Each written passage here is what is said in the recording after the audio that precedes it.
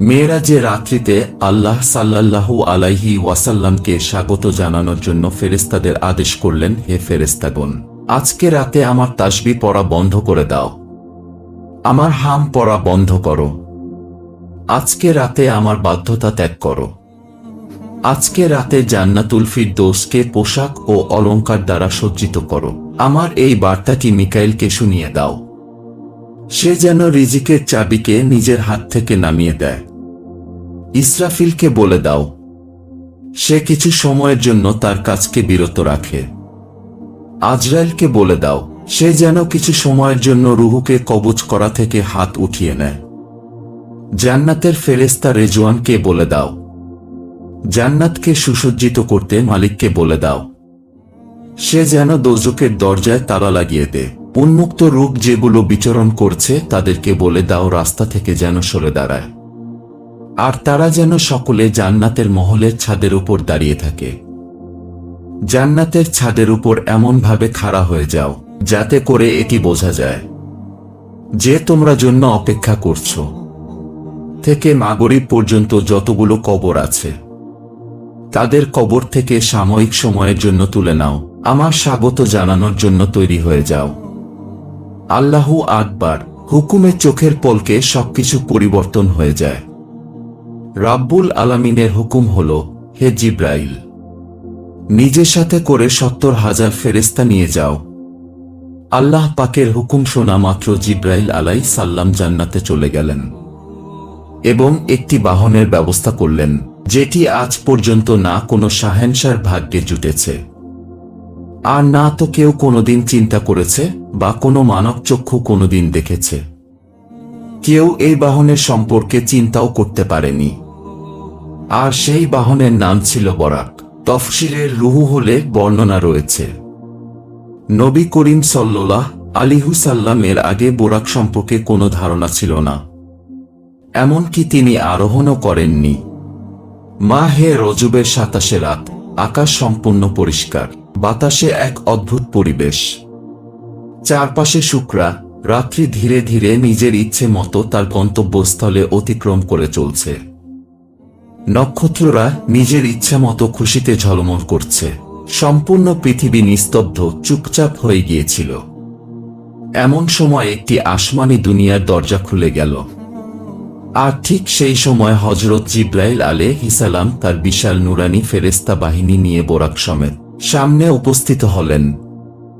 জিবরাইল উপস্থিত হয়ে কোনো কথা না বলে সোজা দাঁড়িয়ে থাকলেন, কারণ হাবিব আল্লাহ চোখ বন্ধ করে হৃদয়কে প্রশান্তি দিয়ে আরাম করছিলেন।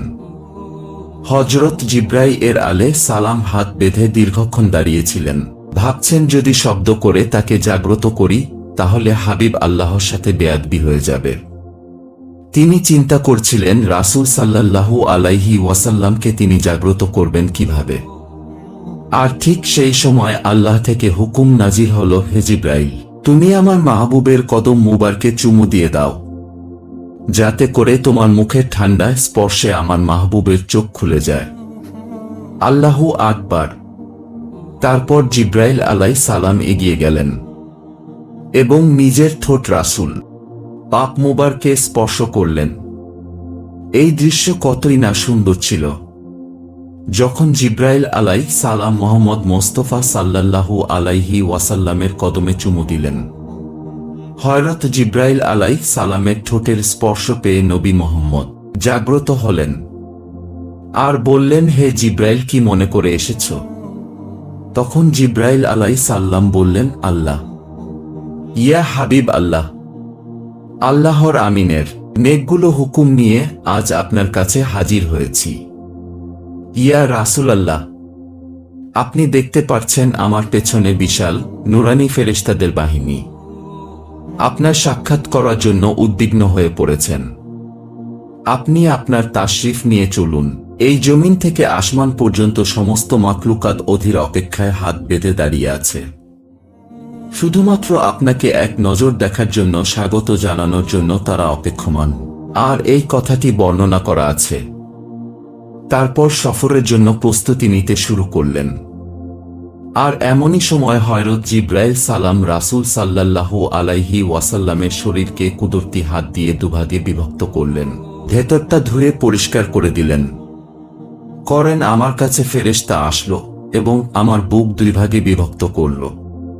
তারপর আমার হৃদয়কে বের করা হলো এবং আমার কাছে একটি অন্যের পেয়ালা নিয়ে আসা হলো, আর যেটি ঈমান এবং দ্বারা পরিপূর্ণ ছিল।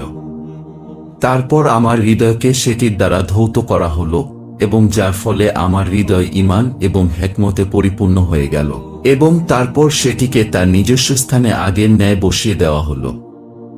এটি বুখারী শরীফে এসেছে, কিন্তু মুসলিম শরীফে বলা হয়েছে হযরত জিবরাইল আলাইহিস সালাম আমার সিনাকে চিরে দুই ভাগ করলেন, পর আমার হৃদয়কে বের করে সেটিকে জমজমের পানি দ্বারা ধৌত করলেন।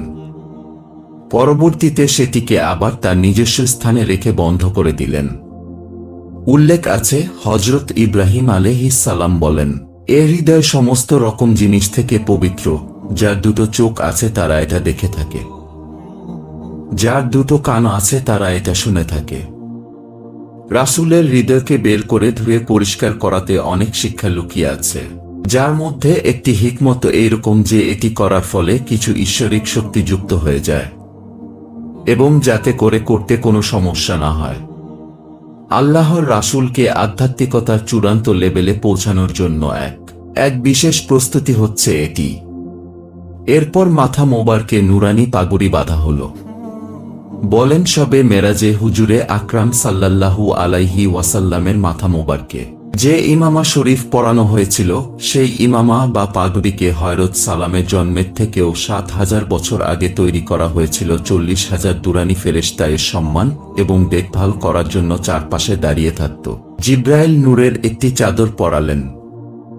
এই কথাটি উল্লেখ আছে যে হুজুরে আকরাম সাল্লাল্লাহু আলাইহি সাল্লাম বরাকের কথা বর্ণনা করতে গিয়ে ইরশাদ করলেন যে তার কাঁধ শুধু মণি মুক্তার মতো জ্বলজ্বল করছিল, তার পায়ে যেন বিদ্যুৎ চমকাচ্ছিল, বরদান রবি দ্বারা সাজানো হয়েছিল, আর তার উপর বেহেশতি পশম ছিল, কপালে লেখা ছিল। এমনই করে কিছু সময় পর সেই সময়টি চলে আসলো যখন মুহাম্মদ সাল্লাল্লাহু আলাইহি ওয়াসাল্লাম বোরাকের উপর বসে গেলেন, শক্ত করে ধরলেন, লাগাম ধরলেন, আর হযরত ইসরাফিল আলাইহিস সালাম রাহবার হয়ে রাস্তা প্রদর্শন করলেন। হযরত ইমাম কাশ্মীর রহমতুল্লাহি আলাইহি করেন যে মিরাজের রাতে ৮০,০০০ নুরানি ফেরেশতা হুজুরের ডান দিকে এবং ৮০,০০০ ফেরেশতা বাদিকে ছিল, আর এই সমস্ত ফেরেশতাদের দুরুদ ও সালাম দ্বারা সমস্ত আকাশ মুখরিত হয়ে উঠল। আর এই উচ্চ ধ্বনি, দুরুদ এবং সালামের মধ্য দিয়ে হুজুরে আকরাম সাল্লাল্লাহু আলাইহি ওয়াসাল্লাম মিরাজের সফর শুরু করলেন। এই ঘটনাকে কোরআনুল কারিমে আল্লাহ রাব্বুল আলামিন কিছুটা এমনভাবে উল্লেখ করেছেন যে তিনি পবিত্র আল্লাহ, যিনি তার প্রিয় বান্দা আর হাবিবকে রাত্রি ভ্রমণ করিয়েছেন মসজিদ উল হারাম থেকে মসজিদুল আকসা পর্যন্ত, যার আশপাশ আমি বরকতময় করেছি, যাতে আমি তাকে আমার নিদর্শন সমূহ দেখাতে পারি। তিনি সর্বশ্রোতা, সর্বদ্রষ্টা। আয়াত নম্বর ১। সুবহানাল্লাহ। খুবই শান ও শৌকতে মসজিদের দিকে রওনা হলেন। এই সময়টি কেমন সময় ছিল, যখন সব দিক থেকে শুধু আলো আর আলো বইছিল। বাহন বরাক আলোকিত, আরোহী আলোকিত, বরযাত্রীরাও আলোকিত, মেজবান আলোকিত, মেহমান আলোকিত, আলোকিত চারপাশ। পাহাড়, পর্বত, মরুভূমিকে অতিক্রম করে এক আলোর খেলা চলছে আকাশে। সুবহানাল্লাহ। হযরত জিবরাইল আলাইহিস সালাম বললেন, আপনি এখানে নেমে 2 রাকাত নফল নামাজ পড়ে নিন। এটি আপনার হিজরতের স্থান মদিনায় তাইবা। নফল নামাজ আদায় করার পর পুনরায় সফর শুরু হলো। রাস্তাতে একটি জায়গার সামনে আসলো, আর যেখানে হযরত কবর। হুজুর আকরাম সাল্লাল্লাহু আলাইহি ওয়াসাল্লাম এই অবস্থাতে ইরশাদ করেছেন, মেরাজের রাত্রিতে আমি যখন সফরে ছিলাম, তখন দেখলাম একটি স্থানে মুসা আলাইহিস সালামের কবর, এবং তিনি তার কবরে দাঁড়িয়ে নামাজ আদায় করছিলেন। তারপর দেখতে দেখতে বাইতুল মুকাদ্দাসে চলে আসলো, আর সেখানে একটি দীর্ঘ লাইন আমাকে সালাম দেওয়ার জন্য দাঁড়িয়েছিল। সুবহানাল্লাহ। আরও একটি লাইন দাঁড়িয়ে আছে আমাকে স্বাগত জানানোর জন্য, আর মোটামুটি 1,24,000 আম্বিয়া আমার সাক্ষাতের জন্য তীক্ষ্ণ হয়ে দাঁড়িয়ে আছে। এরপর সেই জায়গায় তাশরিফ নিয়ে গেলেন যেটিকে বলা হয়ে থাকে হযরত জিব্রাইল আলাইহিস একটি পাথরের কাছে আসলেন। এরপর হযরত জিব্রাইল আলাইহিস সালাম সেই পাথরের উপরে আঙ্গুল দিয়ে একটি ছিদ্র করে দিলেন, আর সেই বরাককে সেখানেই বেঁধে রাখলেন। আর এটি উল্লেখ করা হয়েছে এরপর রাসূল সাল্লাল্লাহু আলাইহি ওয়াসাল্লাম মসজিদুল প্রবেশ করলেন, আর সেই পুরো স্থান জুড়ে শুধুমাত্র আলোচমকা ছিল। সকল নবী রাসূলরা রাসূল সাল্লাল্লাহু আলাইহি ওয়াসাল্লামকে সম্মানসূচক সালাম দিতে থাকলেন, আর হযরত জিব্রাইল আলাইহিস সালাম আজান দিচ্ছিলেন। তার সামনে দাঁড়িয়েছিলেন। যখন কাতার ঠিক হয়ে গেল তখন এগিয়ে গিয়ে ইমামতি শুরু করলেন, আর সমস্ত পেছনে 2 রাকাত নামাজ আদায় করলেন।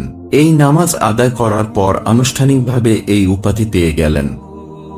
এ সময় মালাইকা এবং অম্বিয়াগণ সকলে দাঁড়িয়েছিলেন, কেননা এমন দৃশ্য তারা আর কখনো দেখেনি। আর সেখান থেকে উঠতে শুরু করল মহত্ব আর উচ্চতার পতাকা। তারপর আরো একবার দুরুদ সালামে প্রতিধ্বনি হয়ে আকাশ কেঁপে উঠল নূরে নূরান্বিত চারপাশ। ঠিক এ সময় নিজের ভাষায় বলেন, আমি যে বাহনে ছিলাম তার নাম বোরাক। এই বোরাকের গতি সম্পর্কে শুধু এতটুকুই বলবো, চোখের পলকের শেষ বিন্দুতে এই বরাকের প্রথম পা ছিল। আল্লাহু আকবার। তারপর সঙ্গে সঙ্গে প্রথম আসমান চলে আসলো। হযরত জিব্রাইল সালাম দরজা খটখট করলেন। প্রথম দরজার দারোয়ান জিজ্ঞেস করলেন, কে? ওপার থেকে জিব্রাইল জবাব দিলেন, আমি জিব্রাইল। তখন দারোয়ান জিজ্ঞেস করলেন, কিন্তু তোমার সঙ্গে কে? হযরত জিব্রাইল আলাইহিস সালাম বললেন, মুহাম্মদ মুস্তাফা। তখন দারোয়ান বললেন, এরপর দরজা খোলা হলো এবং হুজুর স্বাগত জানালো। দ্বিতীয় আসমানে হযরত ঈসা আলাইহিস সালাম এবং হযরতের সাথে হুজুর সাক্ষাৎ হলো। তৃতীয় আসমানে হযরত ইউসুফ আলাইহিস সালাম স্বাগত জানালেন। আসমানে পঞ্চম আসমানে এবং সপ্তম আসমানে আল্লাহর বন্ধু এবং মুসলিম জাতির পিতা ইব্রাহিম খলিলুল্লাহ এর সাথে দেখা হলো এবং তিনি মুহাম্মদ সাল্লাল্লাহু আলাইহি ওয়াসাল্লামকে স্বাগত জানালেন। সুবহানাল্লাহ।